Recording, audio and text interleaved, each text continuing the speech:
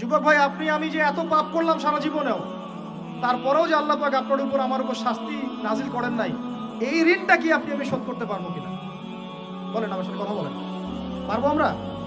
এই যে সারা জীবন সুদ খেয়ে যাচ্ছেন, আল্লাহ যে গজব এখনো দেন নাই, আপনি আমি কি এই ঋণটা শোধ করতে পারবো? এই যে মেয়েগুলো তোমরা যে পর্দা করতেছো না, বেহায়ের মতো বেপর্দায় ঘুরে বেড়াচ্ছ, এখন আল্লাহ পাক এখনো শাস্তি দেন নাই, শুকরিয়া আদায় করতে পারবে? এতদিন চলে গেল, শত শত রাকাত নামাজ বাকি আছে, রোজা বাকি আছে, হজ ফরজ হয়েছে, হজ করেন না, যাকাত সেই কবে ফরজ হয়েছে, যাকাত দেন না, আল্লাহর জন্য একটু দান সাদাকা করবো, একটু মসজিদ মাদ্রাসায় কন্ট্রিবিউট করবো, ইত্যাদি ইত্যাদি সমাজ কল্যাণমূলক কাজ করবো, করছি না। আল্লাহ যে এখন পর্যন্ত এইভাবে সুস্থ রেখেছেন, নেয়ামতের শুকরিয়া আদায় করতে পারবো আমরা? আল্লাহ রাব্বুল আলামিন আমাদের সবাইকে যেন মুসলিম পরিবারে জন্মগ্রহণ করতে পারার এই নেয়ামতের শুকরিয়া আদায় করার তৌফিক দান। শুকরিয়া আদায় করবো কিভাবে ভাই? 5 ওয়াক্ত নামাজ দিয়ে শুরু করতে হবে। নামাজ নাই ইসলাম নাই, নামাজ নাই ইসলাম নাই। নামাজ না পড়ে 14 বার জানাজার নামাজ পড়ালেও সে ব্যক্তি জান্নাতে যেতে পারবে না। বেনামাজি ব্যক্তি, হাদিসের পরিভাষা তাকে কাফের বলা হচ্ছে। কি বলা হচ্ছে? তাহলে এখন কি করব? তওবা করে ফিরে এসে কাজা আদায় করার চেষ্টা করবো ইনশাআল্লাহ। এখন থেকে যেন কোনো নামাজ কাজা না হয় এবং ছুটে না যায়, আল্লাহ পাক যেন সেভাবে নামাজ পড়ার তৌফিক দান করে। এবং নামাজ 4G 3G 5G হবে না, নামাজ ধীর স্থিরভাবে হবে, প্রত্যেকটা বিষয় উপলব্ধি করে সালাত আদায় করবো ইনশাআল্লাহ। আর নামাজের মধ্যে আমরা যা পড়ি এর অর্থগুলো বোঝার চেষ্টা করবো ইনশাআল্লাহ। ঠিক আছে ভাই? নামাজ দিয়ে শুরু হবে, দেন তলাবুল ইলম, ইলম অর্জন করবেন। এই ইলম নিয়ে কথা বলে শেষ করে দিব। ইলম অর্জন করবেন কি না? ইলম অর্জন করা মুস্তাহাব না নফল না সুন্নাহ? নবী সাল্লাল্লাহু আলাইহি ওয়াসাল্লাম বলেছেন, তলাবুল ইলমি ফরিদাতুন আলা কুল্লি মুসলিম। প্রত্যেক মুসলমানের উপরে দ্বীনের জ্ঞান অর্জন করাটা ভাই কি? ফরজ। তাহলে আমরা জ্ঞান অর্জন করবো তো ইনশাআল্লাহ। ডক্টর হতে বাধা নাই, ইঞ্জিনিয়ার হতে বাধা নাই, রাজনৈতিক নেতা হতেও কোনো বাধা নাই, অর্থনীতিবিদ হতে কোনো বাধা নাই, কিন্তু কোরআন সুন্নাহর শিক্ষা বিবর্জিত করে নয়। কোরআন সুন্নাহর শিক্ষাকে বুকে ধারণ করেই একদম ছোটবেলা থেকেই কোরআন শিখতে হবে। আল্লাহ পাক তৌফিক দান করুন। আর কোরআন শিখতে হবে মানে শুধু এটা নয় যে বিশুদ্ধ করে খালি তিলাওয়াত শিখবো, এতটুকু যথেষ্ট নয়। এতটুকু যথেষ্ট নয় আপনার জন্য। এর অর্থটাকে বোঝার চেষ্টা করতে হবে। আল্লাহ পাক তৌফিক দান করুন, আমিন।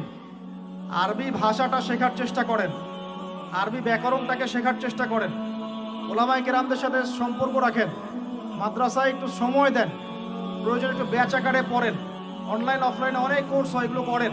অ্যাটলিস্ট কোরআন বোঝার জন্য যতটুকু আরবি দরকার, যতটুকু ভাষা জ্ঞান দরকার, ব্যাকরণ দরকার, এইটুকু অর্জন করেন।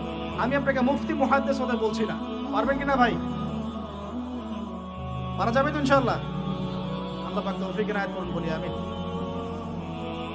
কোরআনের ভাষার ভিতরে ঢুকতে না পারলে ভাই আপনি কোরআনের স্বাদ অনুভব করতে পারবেন, স্বাদ অনুভব করতে পারবেন না। আল্লাহ বলেন, লাউ আনজালনা হাযাল কুরআন আলা জাবাল লা রাআইতাহু খাশিআম মুতাসাদ্দিআম মিন খাশিয়াতিল্লাহ। কোরআনকে তোমার সিনায় নাজিল না করে পাহাড়ে নাজিল করলে পাহাড় আল্লাহর ভয়ে নতজানু হয়ে যেত, থরথর করে কাঁপতো। তো সেই কোরআন আমরা তেলাওয়াত করে কখনো চোখ দিয়ে পানি বের হয় না? হয় না? বের হয় না? হয় না? কখনো হয় না। কারণ কোরআন পড়েও আমরা উপলব্ধি করতে পারি না, অর্থ জানি না। কোরআন পড়েও অর্থ বুঝি না বলেই কখনো চোখ দিয়ে পানি বের হচ্ছে না।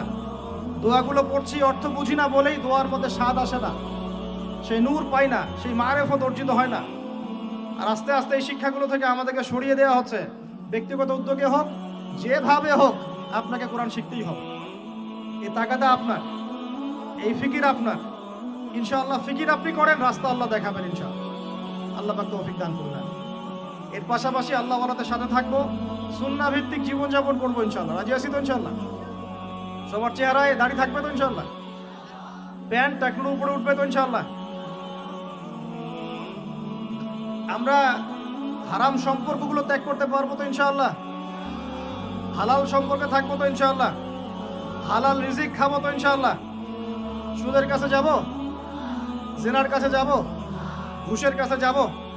আমরা দুর্নীতি করব? আমরা পিতা মাতাকে অপমান করব? আমরা কি কোরআন এবং হাদিসের শিক্ষাকে বাদ দিয়ে শিক্ষা অর্জন করব? আল্লাহ পাক যে কথাগুলো আমরা বললাম তার উপরে আমল করা তৌফিক দান করুন। ওয়াল্লাহু শাহীদুন বাইনি ওয়া বাইনাকুম, ঠিক আছে? আল্লাহ আমার এবং আপনাদের মাঝখানে সাক্ষী। ওয়া হুয়া শাহীদুন বাইনানা ওয়া কাফা বিল্লাহি শাহীদা, আল্লাহ পাকই আমাদের সাক্ষী, তিনি সাক্ষী হিসেবে যথেষ্ট, ঠিক আছে? আল্লাহর নবী সাল্লাল্লাহু আলাইহি ওয়াসাল্লাম যেই যুগে জন্ম নিয়েছেন, যুগটার নাম কি বলেন? এখন শোনেন, ওই যুগে শিরক ছিল, কি ছিল? ওই যুগে সুদ ছিল, কি ছিল? ওই যুগে জেনা ছিল, কি ছিল? ওই যুগে মারামারি দাঙ্গা হাঙ্গামা ছিল, ঠিক আছে? ওই যুগে মাদক ছিল, আর নারী জাতির অবমাননা ছিল। এখনকার যুগে আছে না নাই? বেশি না কম? অনেক বেশি না অনেক কম? আচ্ছা, ওই সমাজটা আল্লাহর নবী পরিবর্তন করেছেন কি না? কত বছর সময় লাগছে? কত বছর? মাত্র 23 বছর। যার প্রথম 13 বছর মক্কায়, পরের 10 বছর বলেন। প্রথম 10 বছর মক্কায়, পরের 10 বছর মদিনায়। নিজের মন গড়া বুদ্ধি দিয়ে করেছেন, আল্লাহর ওহী দিয়ে করেছেন?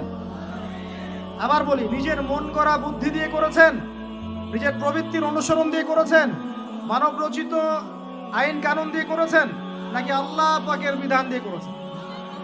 আল্লাহ পাকের সেই বিধানের নাম কি? তাওরাত, জাবুর, ইনজিল না কোরআন? তাওরাত, জাবুর, ইনজিল আগে ছিল না ছিল না? ওগুলো এই যুগে চলবে না চলবে না? কেন চলবে না? কারণ কোরআন আসার পরে সব রহিত হয়ে গেছে। কোরআন আসার পর সব রহিত হয়ে গেছে। নবী সাল্লাল্লাহু আলাইহি ওয়াসাল্লামের পরে অন্য কোন নবীর অনুসরণ করলে চলবে কি চলবে না? চলবে? চলবে না। কেন? কারণ শেষ নবী এসেছেন, আমরা তার উম্মাহ, আমরা তাকে ফলো করব। শেষ নবী এসেছেন, শেষ আসমানি কিতাব নিয়ে আসছেন, এরপরে কোনো আসমানি কিতাব আসবে? আসবে না। আর কোনো নবী আসবে? আচ্ছা, এখন আপনারা এতটুকু সাক্ষ্য দিলেন, আমরা বুঝলাম যে আল্লাহর নবী সাল্লাল্লাহু আলাইহি ওয়াসাল্লাম সমাজ পরিবর্তন করেছেন আল্লাহর ওহী দিয়ে। কি দিয়ে ভাই? সেই ওহী সমান সমান কোরআন এবং হাদিস। কোরআন এবং ওহী সমান সমান বলি কোরআন এবং, আবার বলেন ওহী সমান সমান কোরআন এবং হাদিস। আছে না নাই? হাদিস লাগবে না লাগবে না? না শুধু কোরআন মানলেই হবে? শুধু হাদিস মানলে হবে? শুধু কোরআন মানলে হবে? না দুটো একসাথে মানতে হবে? আচ্ছা, এবার আসেন, নবী সাল্লাল্লাহু আলাইহি ওয়াসাল্লাম কোরআন এবং হাদিস দিয়ে প্রথমে সাহাবীদেরকে শিখিয়েছেন না শিখান নাই? জ্ঞান শিখিয়েছেন কি না? প্রথম ওহী কি বিষয় এসেছিল? নামাজ, যাকাত, পর্দা, জিহাদ, নাকি জ্ঞান শিক্ষা? প্রথম ওহী কোনটা? ইকরা বিসমি রাব্বিকাল্লাযী। তাহলে প্রথম ওহী কি কেন্দ্রিক? রাজনীতি কেন্দ্রিক, অর্থনীতি কেন্দ্রিক, না শিক্ষা কেন্দ্রিক? তাহলে প্রথম ওহী হচ্ছে শিক্ষা কেন্দ্রিক। ইকরা বিসমি রাব্বিকাল্লাযী খালাক, পড়ুন আপনার রবের নামে যিনি আপনাকে সৃষ্টি করেছেন। মানে পড়ুন আপনার রবের নামে যিনি আপনাকে, তার মানে শিক্ষা কাকে বলে? শিক্ষা তাকে বলে যা আমাকে রব চেনাবে। আবার বলেন, শিক্ষা কাকে বলে? যা আমাকে রব্বিকাল্লাযী খালাক, ইকরা বিসমি রব্বিকাল্লাযী খালাক, পড়ুন আপনার সেই রবের নামে যিনি আপনাকে সৃষ্টি করেছেন। তাহলে শিক্ষা কাকে বলে? যা আমাকে আমার রব চেনাবে। তাহলে যে শিক্ষা আমাকে রব থেকে দূরে সরায় সেটা কি? যে শিক্ষাটা আমাকে আমার রব থেকে দূরে সরায় সেটা কি? সুশিক্ষা না কুশিক্ষা? সুশিক্ষা না কুশিক্ষা? আরো আসতে বলেন, সুশিক্ষা না কুশিক্ষা? যে শিক্ষা আমাদেরকে রব থেকে দূরে সরায় সেটা কি সুশিক্ষা না কুশিক্ষা? আর যে শিক্ষা আমাদেরকে রবের কাছাকাছি নিয়ে যায় সেটার নাম কি? সুশিক্ষা। নবী সাল্লাল্লাহু আলাইহি ওয়াসাল্লাম সমাজ পরিবর্তন করেছেন কোন শিক্ষা দিয়ে? সুশিক্ষা না কুশিক্ষা? আচ্ছা, এবার তিনি সাহাবীদেরকে এটা শিক্ষা দিলেন। একই সাথে তিনি কি শুধু শিক্ষাই দিয়েছেন না আমল করে দেখিয়েছেন? শুধু বলেই গেছেন না আমল করে দেখিয়েছেন? আচ্ছা, তিনি কি শুধু বাহ্যিক শিক্ষাই দিয়েছেন না কলবটাকেও পরিবর্তন করেছেন? আধ্যাত্মিকত্ব তাজকিয়া অর্জন করা হয়েছিল না হয় নাই? হয়েছে। এই শিক্ষাটার দাওয়াত মানুষকে দিয়েছেন না দেন নাই? এরপরে তার উপর অত্যাচার এসেছে না আসে নাই? তার তিনি সবর করেছেন না করেন নাই? তাকে দেশ থেকে চলে যেতে হয়েছে না হয় নাই? মদিনায় গিয়ে ইসলামিক রাষ্ট্র কায়েম হয়েছে কি হয় নাই?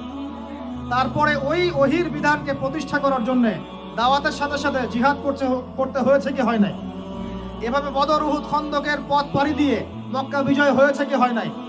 তাহলে পুরো সমাজটা পরিবর্তন হলো কিসের বদৌলতে?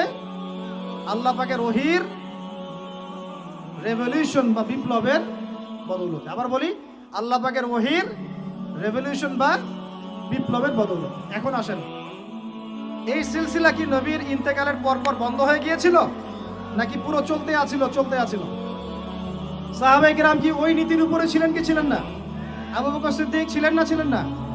উমর ইবনুল খাত্তাব, উসমান বিন আফফান, আলী ইবনে আবি তালেব, তারা ওই নীতির উপর ছিলেন কি ছিলেন না?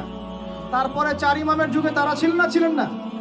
তারপরে ফুকাহায়ে কেরামের যুগে ছিলেন না? মুহাদ্দিসিনে কেরাম তারা ছিলেন না?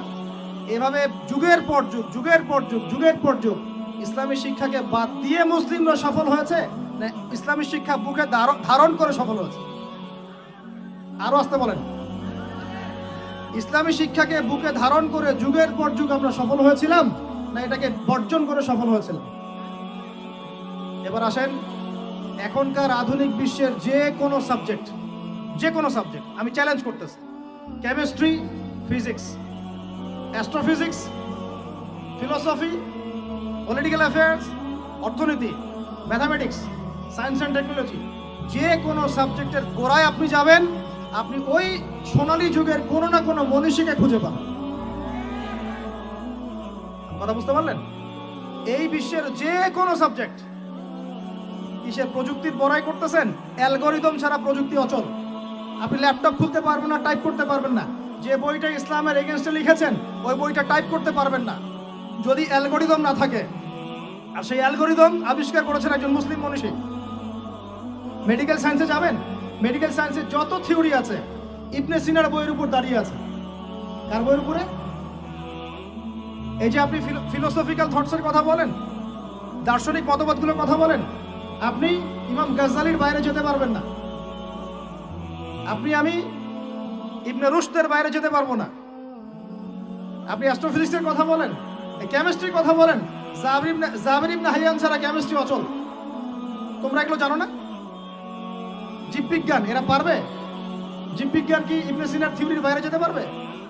ম্যাথামেটিক্স ওমর খৈয়ামের বাইরে যেতে পারবে? আল খোয়ারিজমির বাইরে যেতে পারবে? ইবনে রুশদের বাইরে যেতে পারবে? এরকম বহু নাম বলতে থাকলে সারা রাত যাবে, আমার কাছে নোট করা আছে। এমন কোনো সাবজেক্ট নাই। এখনকার বিশ্বের চলমান শিক্ষানীতি নিয়ে এত কথা বলছেন, শিক্ষানীতি এইটা ওইটা, ইসলাম, সেকুলারিজম, ডেমোক্রেসি ইত্যাদি, কোনো সাবজেক্ট আপনি এই বিশ্বে চালাতে পারবেন না যে সাবজেক্টের গোড়ায় কোনো না কোনো মুসলিম মনীষীকে খুঁজে পাবেন। বিশ্বকে আমরা করে দিলাম, বিশ্বকে কারা করে দিল? এইভাবে 1-2 বছর নয়, প্রায় 1200 বছর। কত বছর? প্রায় 1200 বছর এই পুরো বিশ্বটাকে আমরা শাসন করেছি। শুধু শিক্ষানীতি নয়, আমরা অর্থনীতি শাসন করেছি, আমরা পলিটিক্যাল অ্যাফেয়ার শাসন করেছি, রাজনীতি শাসন করেছি। ওরা আমাদের জমিতে থাকতো, ট্যাক্স দিয়ে, কর দিয়ে থাকতো। ওরা ইহুদি খ্রিস্টানরা আমাদের জমিতে থাকতো ট্যাক্স দিয়ে, কর দিয়ে। আর আজকে আমাদের ওদের কাছে লোন চাইতে হয়, ওরা শর্ত আরোপ করে।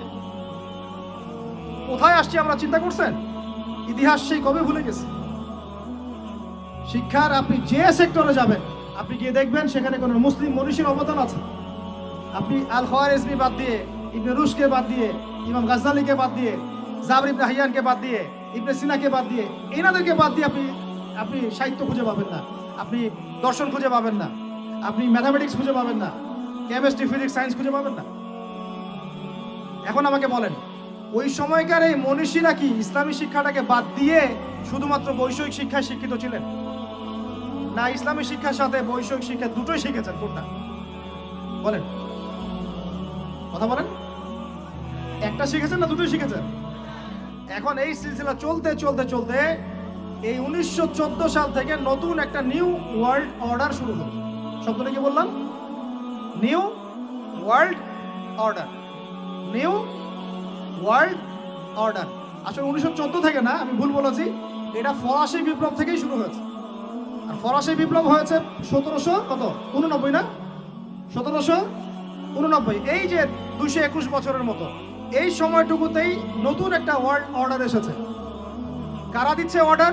ওই ইহুদি খ্রিস্টান সভ্যতা, পশ্চিমারা। কারা দিচ্ছে? ওই ইহুদি খ্রিস্টান সভ্যতা, পশ্চিমারা। নতুন অর্ডার।